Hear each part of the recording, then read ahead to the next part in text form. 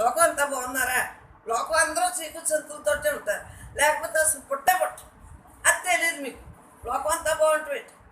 ఎవరి యొక్క సుకృతాలను బట్టి, వాళ్ళకి దుష్కృతాలను బట్టి వాళ్ళ జీవన విధానం ఉంటుంది తప్పించి అసలు లోకం అంటే ఎవరు? మనమే లోకం అంటే. మన అందరం ఉంటే లోకమే. ఈనందాన్ని ఇంటే పెద్ద గొప్ప అనుకోండి. ఒక కష్టం వెళ్ళలేదనుకోండి, ఒక రోగం వెళ్ళలేదనుకోండి, నినేసి నేను 3 సంవత్సరాలు అసలు లగలేదు, ఇంత ఆరోగ్యం వచ్చేసిందేంటి, నేనేం చెప్తాను? ఒంటి మీద ఎలా అందుకోనో జరుగుతుంది. నాకు దానికి సంబంధం లేదు.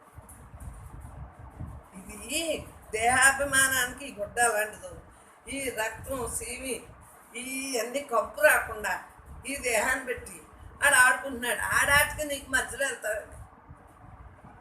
మనస్సు అంటే మధ్యలో ఆరాటం పోరాటం ఎందుకు? సో ఎవరు నువ్వు? బ్రహ్మానమా? నేను బ్రహ్మ అని అనేయటం కాదు, కానీ అలా అనగా అనగా బ్రహ్మంగా ఉంటారు కదా అని అలా చెప్తాను. ఒక్కనాడేవి అక్షరాలు వచ్చాయి కదా, మనకేమనిపింది? అన్నీ ఇంత పుస్తకం ఉంటుంది. అది చిన్నపిల్లవాడు పెద్ద కష్టం, సంవత్సరం వరకు చదువుతారు.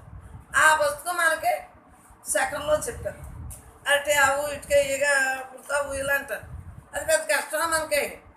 అలా అనుభవించినోడికి ఆఫ్టర్ ఆల్ అనుభవం లేనివాడికి అదే పెద్ద పుత్ర. దేని ఎందు నువ్వు పెట్టేవే?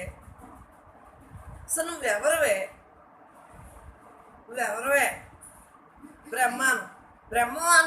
బ్రహ్మంగా ఉంటూ మానేసి ఈ మమేకాలు అయిపోయి ప్రపంచం నేను, ఈ దేహం నేను